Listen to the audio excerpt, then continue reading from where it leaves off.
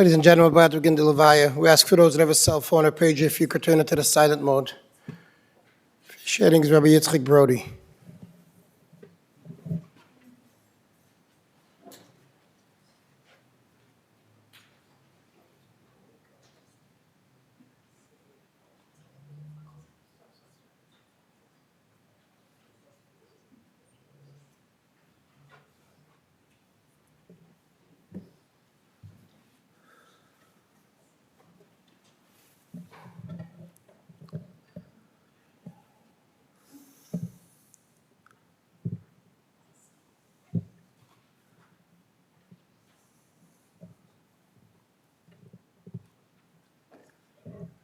I grew up calling him Uncle Avraham.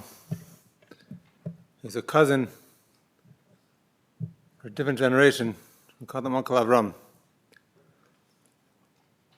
My earliest memories of him, we used to go, our families together, to rent the cottages by Lake Huron.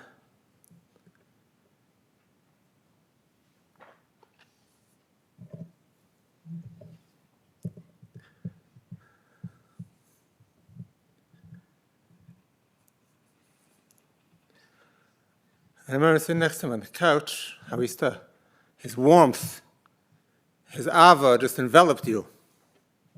Schmoozing with me like I was an adult. I was maybe 7 years old.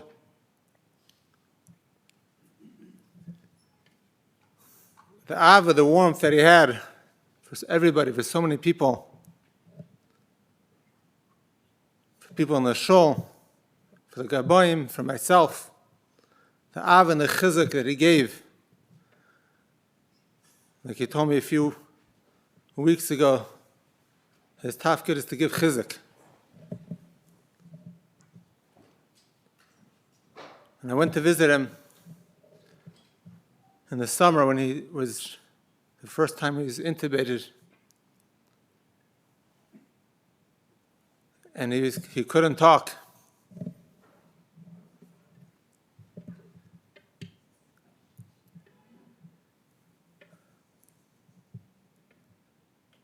And he tried to say something, but no sound, no words were able to come out, just a terrible gurgling sound.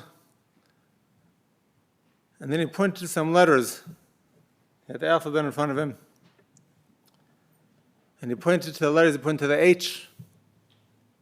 And he pointed to the U. And then he pointed to the G. He wanted me to give him a hug.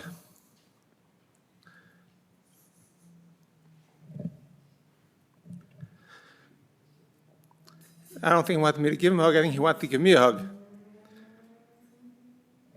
He wanted me chazik.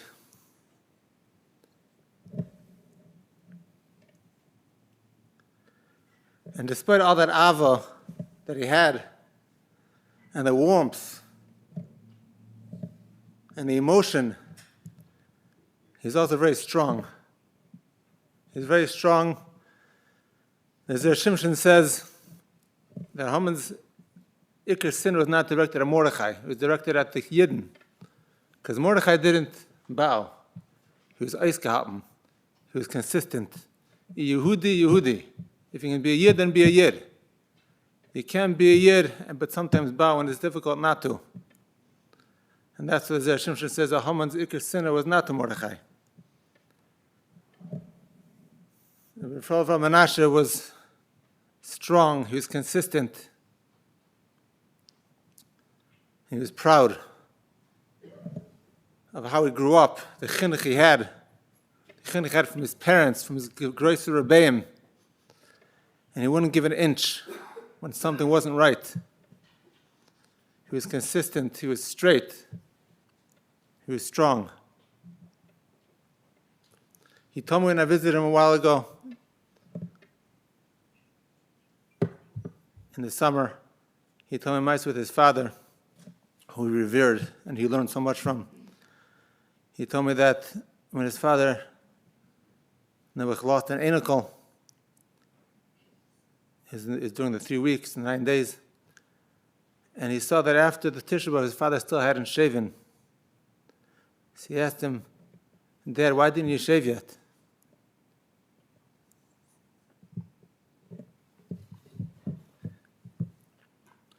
I said I didn't shave because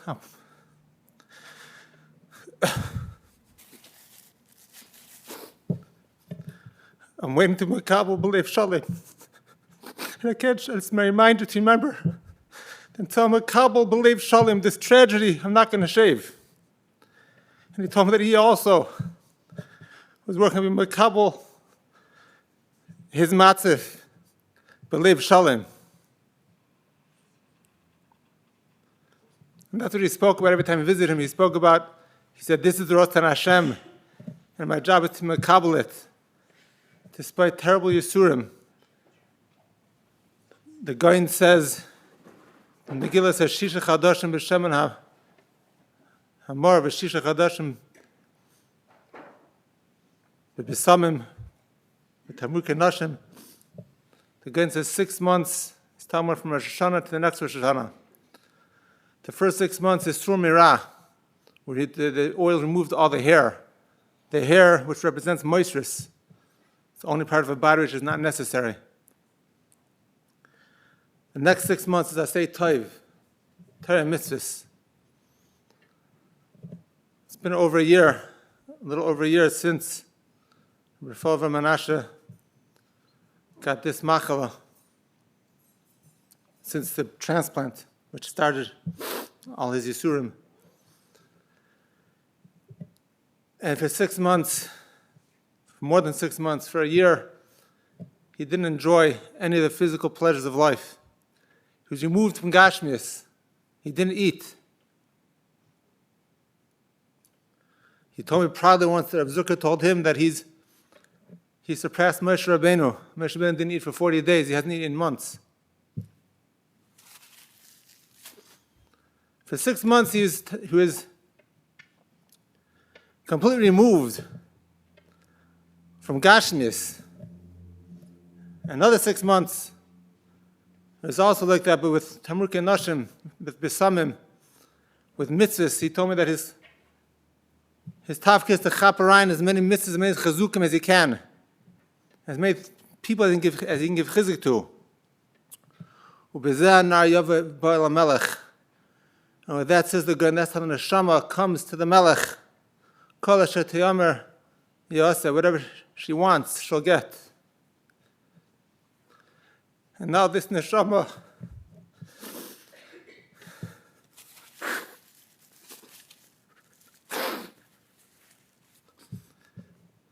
is Ba'al HaMelech, Kol Asher Tomer Yaseh, whatever he asks for will be given to him, because he lived like a malach for the past year. He lived like a malach. The dargahs we can't fathom. And he'll be zeichel, he'll ask. He'll ask for all of us. He'll ask for his wife. If you ever heard how he spoke, just listen to him. When I visited him and hearing how he spoke on the phone to his wife, it was a limud, such a limud. And Shalom Bayis, more than 100 shiurim could ever give you. He'll ask for her, he'll ask for his children, for Lidov and Yaakov Yitzi, for his siblings. And I'll ask for the whole Chicago community who he loved so much.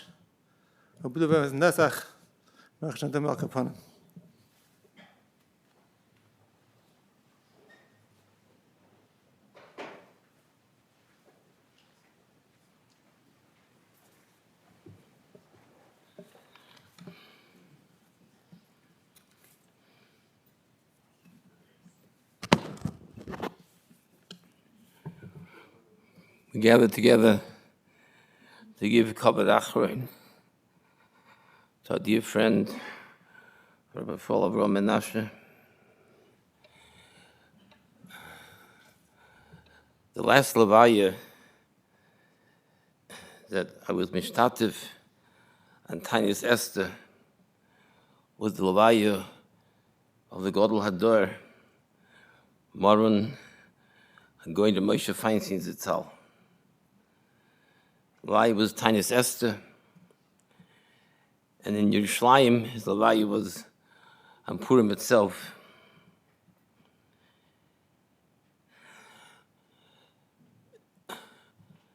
And then when the Levaya was over in Yerushalayim, a Yid went over to Goin, Reb Shlomo Zalman Auerbach, the Tzal, and said to him, how can we go home now and participate Sudas Purim, Simchas Purim? We were crying our eyes out. We lost the Gadol Hador. How can we now go home and rejoice with Purim? And Rav Shlomo Zalman told him, that is the greatness of a Yid. A Yid, when it's time for Avelus, we cry, we misabel. And then when it's time to rejoice, we rejoice with the Yom Tov. It could be the very same day. First half of the day, we cried, we lost the Gadol Hador, and then we go home and we're going to rejoice with Simchas Purim. And the reason is because the tafkid of a Yid, in whatever matziv finds himself in, is to connect to the Eibishter.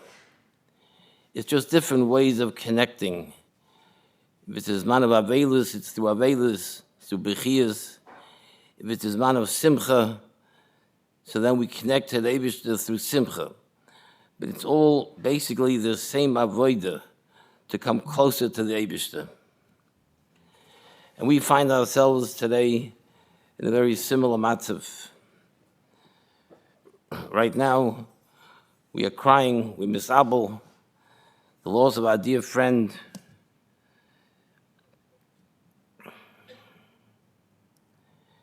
And in a few hours from now, we're going to be rejoicing with Simchas Purim. But this nifter, Chen Racha, he showed us. We saw a Dova Nifla. He was Meduka b'Yisurim, terrible Yisurim, so many illnesses. And you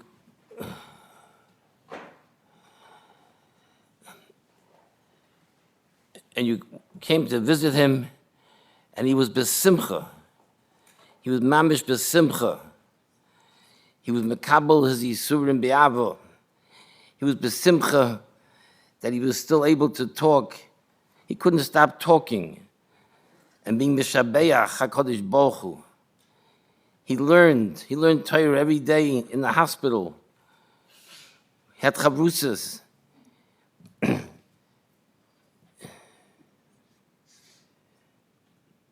was unbelievable to see the simcha that he expressed in spite of the terrible Yisurim. He wasn't able to eat. He wasn't able to, totally closed in. If he was able to take a few steps, it was mamish a simcha gedoyla, but he was besimcha.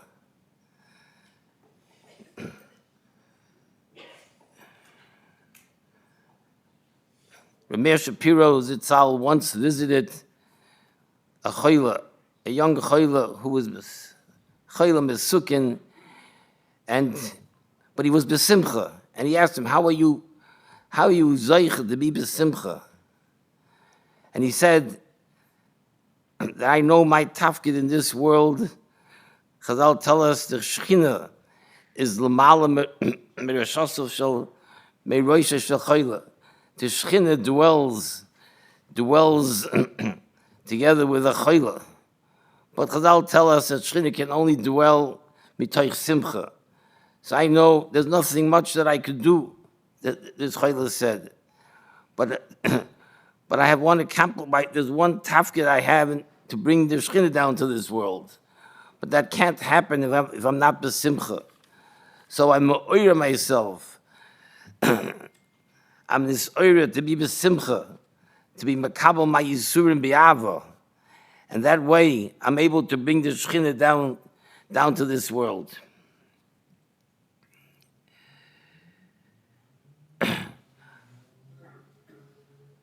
Our nifta, knew that he's bringing Shekhinah down to this world. And he knew that to do that, he has to be besimcha. But he was besimcha because he understood. He understood well that whatever the Eibishter chooses for him is only the toiv, whether we understand it, whether we don't understand it, but his emunah and bitachon in the Eibishter was so strong that he was able to be besimcha in the most difficult and trying matzavim. The Ramban writes, says in the Chumash, that the Eibishter loves Klal Yisrael more than any other nation. But the Torah doesn't say openly what the reason is. And the Ramban says that the Torah is being meramis. The reason is because Klal Yisrael is willing to suffer for HaKadosh Baruch Hu. O Yehudi, O Tzloiv. Klal Yisrael is Moise Nefesh, willing to be Moise Nefesh for the sake of HaKadosh Baruch Hu. Because we know that the Eibishter loves us. We know whatever the Eibishter does, it may seem difficult. It may seem difficult. We may not understand it right now, but we know a Yid is a Maimin. And the Yid is willing to be Makabel, the Ratzon Hashem, even if it's difficult, even if it's painful. And this we saw b'chush in our nifta, unbelievable simcha that he had in the most trying circumstance, the most trying matzav that he found himself in. He was a person who loved to learn Torah. He had strong ksharim with gedolim. He was an elach yid.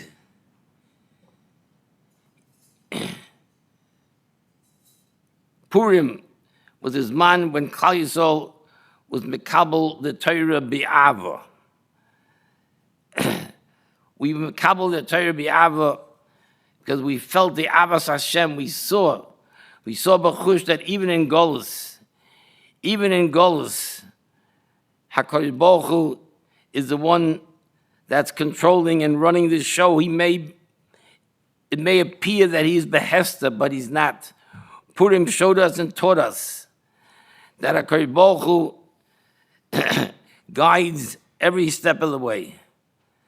And this is what our Nifta showed us, that he understood that it's Kulai HaKadosh Baruch Hu. Whatever his matzav is, it's all HaKadosh Baruch Hu. And that's why he was able to be besimcha in the most difficult matzavim. We have to mention his mishpacha and befrat, his wife, the children, how dedicated they were to him. Good times, difficult times. They showed such love and care. Together they created a mokum for Ashras HaShechina.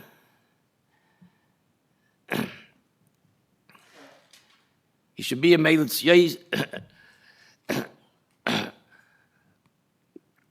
Yofa for the Mishpacha, for the Chicago community. We should soon be Zoiche to Bila Mavas Lanetzach and Moch Hashem Elokim Dimam Yalkol Panim.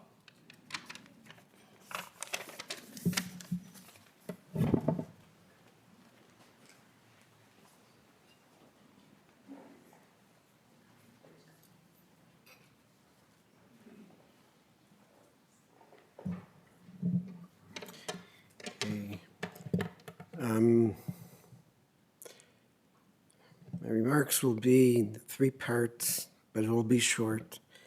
I want to thank you to the Rebbeinu Shalom. 1, ask a heartfelt request, l'schus Avraham Menashe. And number 3, a number of words, that'll be the main part.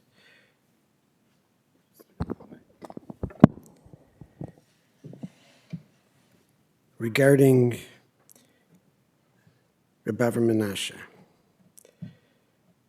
So part 1. Rebbeinu Shalom, thank you for sending this Heilige Neshama to this Welt.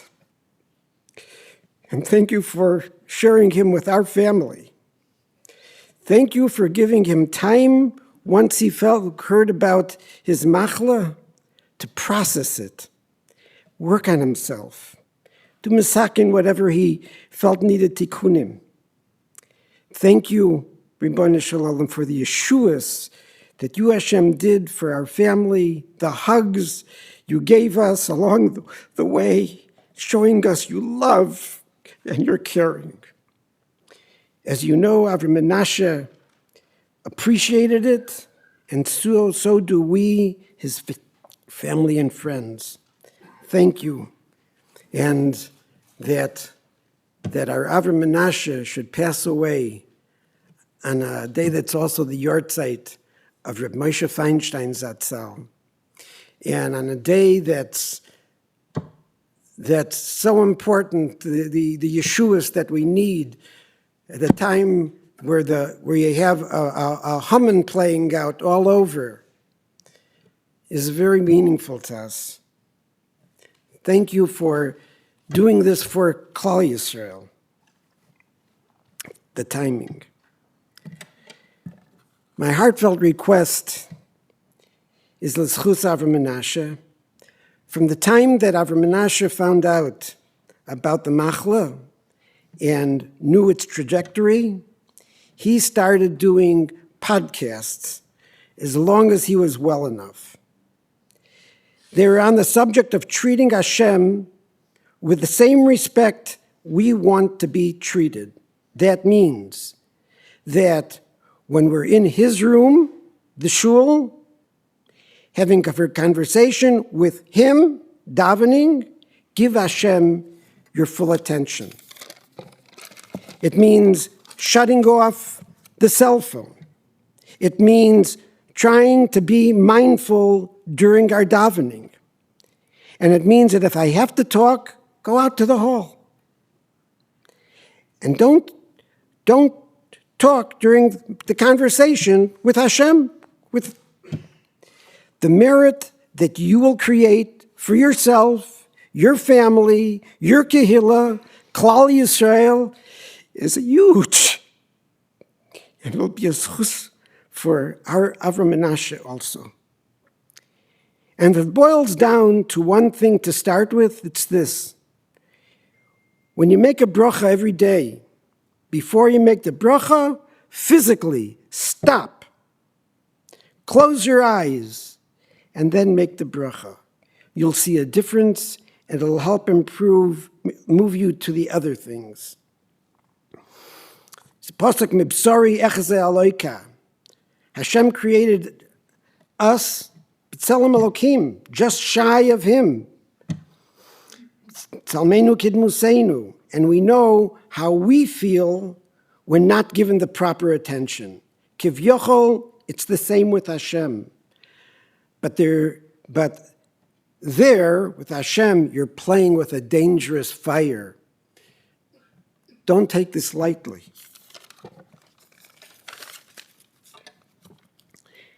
I talked with my sisters to summarize, if you could, our brother.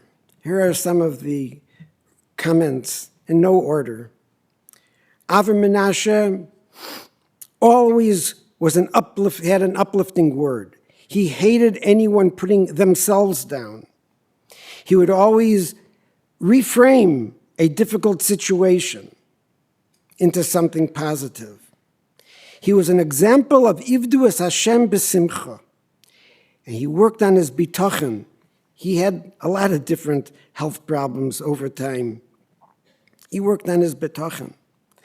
His honesty and integrity were so special, standing up for what was right, especially when there was kvod shemayim involved and kvod chachomim, building relationships with his rabbeim, as was said.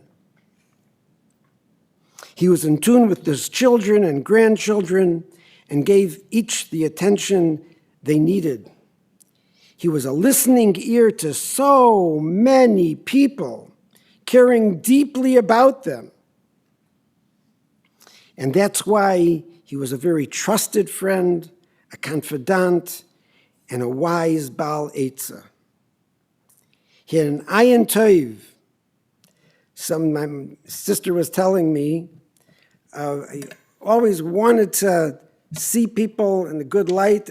She's telling me that there's somebody that always would bother him,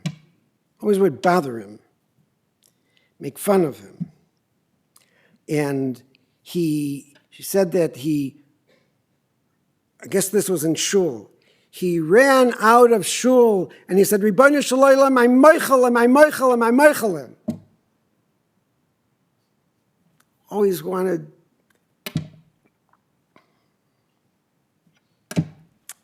an ayin tova.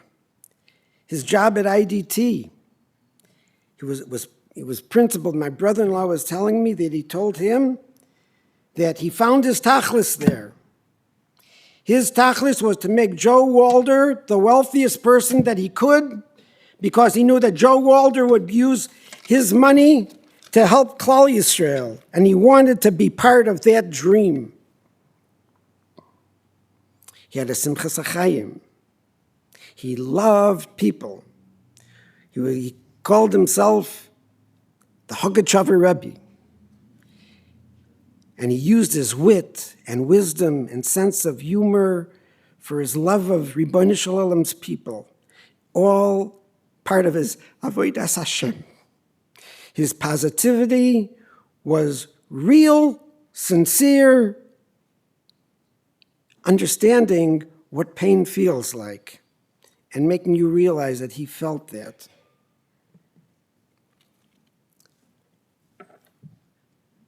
We want to thank everybody that davened for Avraham Menashe. It meant so much to him, to the family. It was an army around the world at all times of the day and night. You people kept him alive. Thank you. And a lot more to be said about the family, but this is not the place for that. And Kadosh Baruch Hu should give the nechama, and we should see Yeshuas in Klal Yisrael, because this is the Klal Yisrael thing. I'm not talking about Avraham Menashe as a Klal. He is too. But this is just one dogma of all of the things that we should be feeling, of all the people that lost their fathers, their mothers, their children in Eretz Yisrael. To feel that I can patter myself with as little tillim as I have to ain't the way. You want to show that you feel for Klal Yisrael? Feel!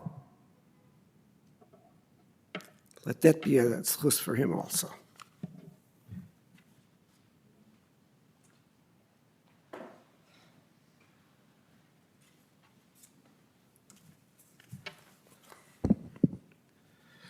My uncle just mentioned a few of the my list that my father had.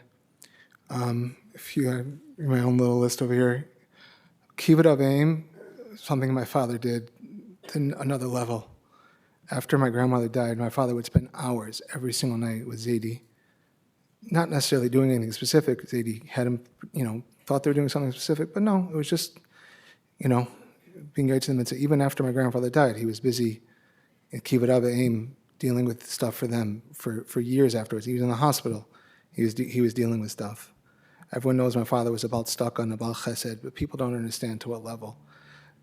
When I didn't even understand, he talked to me about a lot of things. He was very open with what things that he did.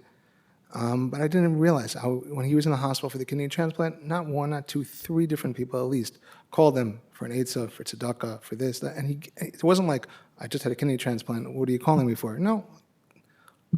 As if he was at home in his office. No difference.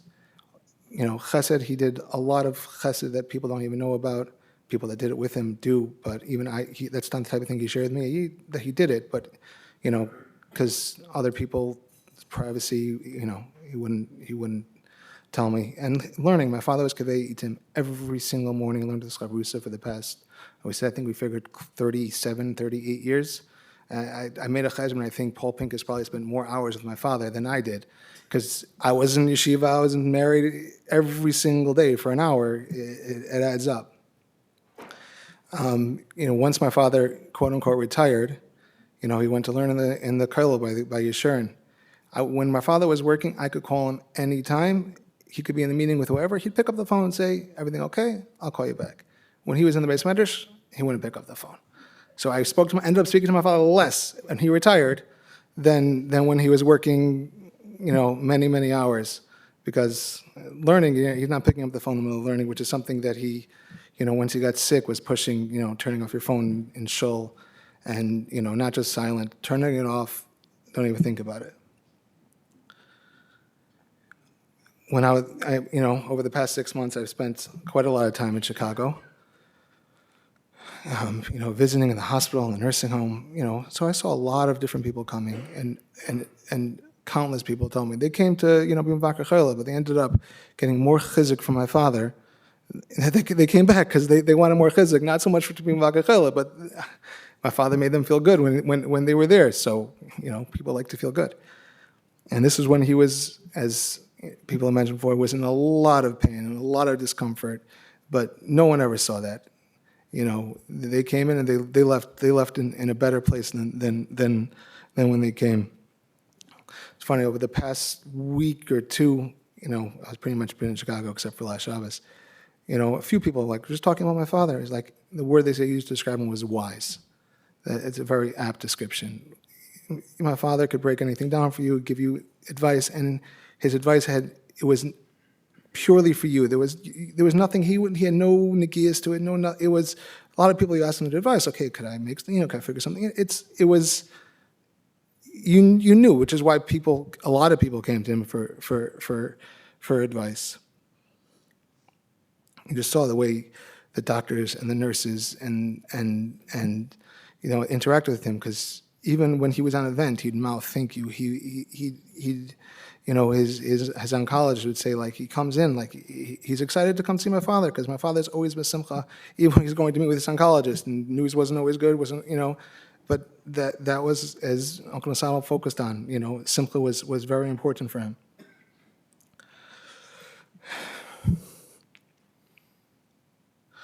And he couldn't have done any of this without my mother. My mother, tzedakah and chesed doesn't come, it takes time. And my father worked very hard, and this was stuff that was after hours. For years, he was in the Chevra Kadisha. This is all the stuff that he couldn't have done without my mother's full support. And my mother not only supported him, encouraged him, pushed him to do more when it was necessary. I'm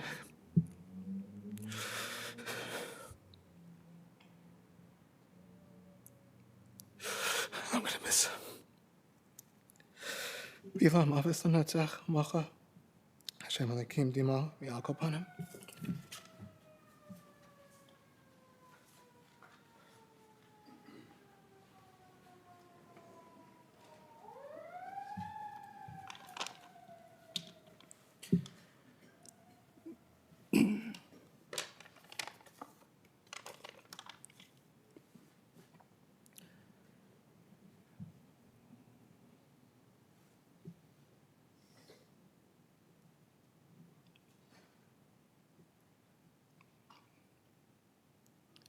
I'm going to start with one thank you. My father's shutif, when he was Rafal Avraham Menashe, and he told me many times, I'm not Avraham Menashe anymore, I'm Rafal Avraham Menashe. And I'm going to be a new person. I've told him a few times, you should become a mashkiach in yeshiva. Because his, as was said, being mechazik people and building people up was his ikr tafkid. And his ikr shutif in the last tkufa Rafal Avraham Menashe was my Uncle Nasano. Together they wanted to take what they had and give it out, to be mechazik dveikus b'Hashem, as my Uncle Nasano was Meirich, just feeling a relationship with their Bayin Shleilam. Today in the hospital, Uncle Nasana led the entire Tehillim, Bekoil, from the beginning to the end, with the Yiratzin, followed by Mincha, Pitzibur, and my father was nifter by Kedusha.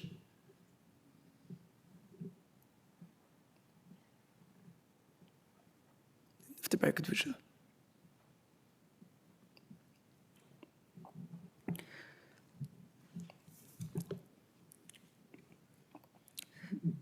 But as everybody said, the ikr of my father was his heart, his Avas Yisrael, his Avas Hashem. He would always say, a father wants his children to love each other, and the Avas Hashem is Machayev Avas Yisrael, and his Avas Yisrael was not shaykh. It caused him tsar to hear somebody talking bad about somebody else. It caused him tsar. And everybody who knows him knows that. And he wasn't blind to people's chesronos, because I've heard him call goyim evil. He knew what was toiv and he knew what was ra, and he focused on the toiv of every yid.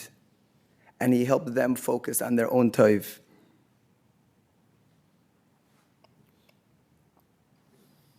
And that's why everybody loved him.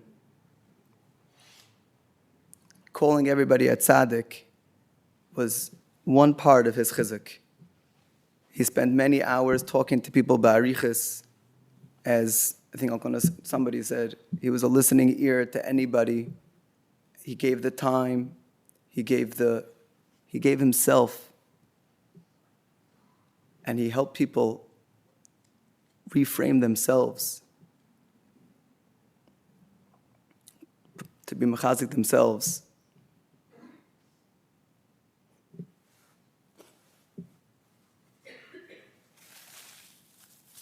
Every time my father mentioned Churban Europe, he cried. Every single time. His Avos Yisrael, he felt the tsar of Klal Yisrael. Churban Europe. His tzedakah was tremendous. And as my brother said, my mother, Chaim Tovim, has a full share. My mother wouldn't redo her kitchen until it was broken to the point that it needed to be redone. Because why should we spend money on our kitchen when we could give it to tzedakah? And as the Gemara says, the highest madrega is betzina. My father gave tzedakah in a way that the moisid shouldn't find out. And I'm not talking about $18. Tremendous amounts in a way that the moisid shouldn't find out who gave it.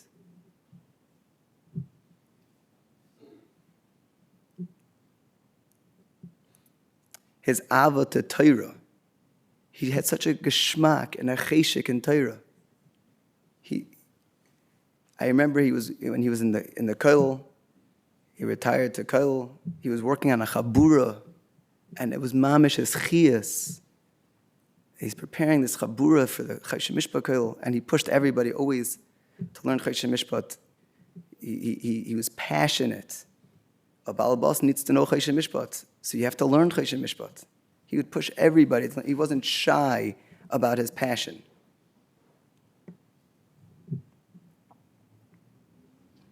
The way he talked about his Rebbeim, the ava for his Rebbeim, the respect for his Rebbeim, his parents, how he would talk about how he learned so much from his father. As my brother said, he's been, till the end, he was working on his father's estate and Zachen, and he was Mekayim Kibbut Aveim, and it was such a choshev thing to him that he could still be doing Kibbut Av.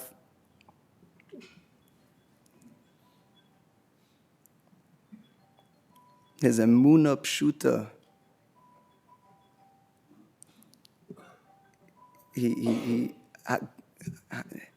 Kol ma'adav rachmanu latav.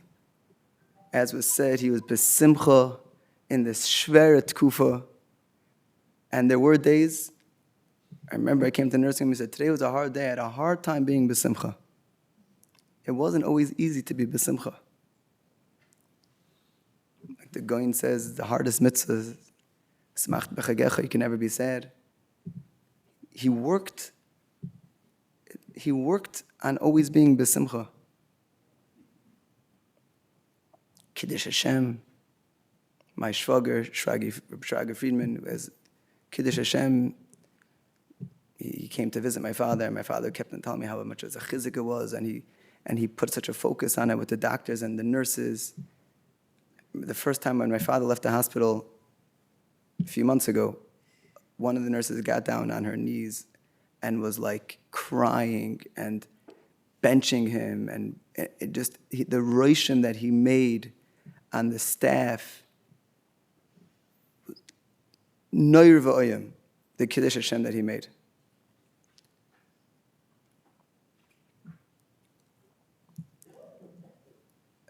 Rabbi Zucker, Rosh Kollel Shlita, was a tremendous chizuk throughout this whole tkufa. I don't know, very few people came to visit more often than he did. And there was such a chizuk for my father. When my father was right before he was intubated this second time, but he was already on, he couldn't really speak. Rabbi Zucker came in and he turned to my mother and said, "Talk." That was the only word I heard then. Rosh Kollel came in and my father had more koyach.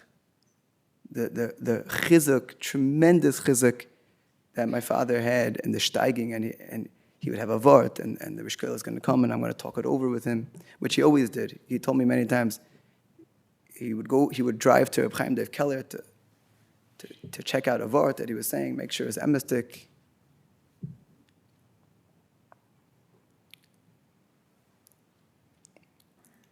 There's no way to thank Rosh Kollel. Dr. Greenblatt and all the other doctors and nurses, but Dr. Greenblatt we always felt that we have a Ben Torah, a doctor, Ben Torah, who cared deeply about my father and was always made himself available whenever possible.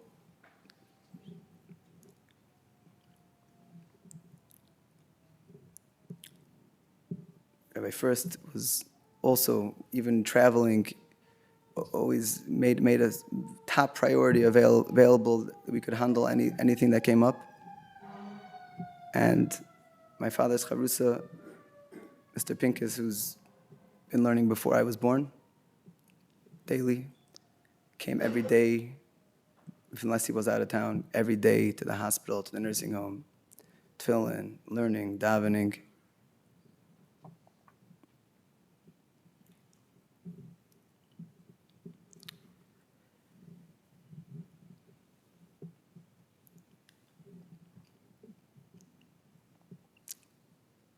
We moved to Chicago when my father his kidneys started failing.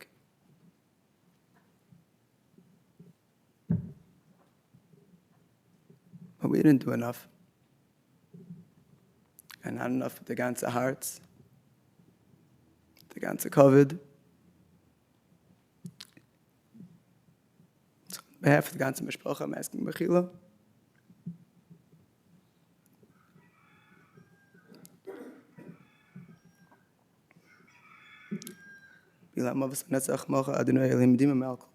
Amen.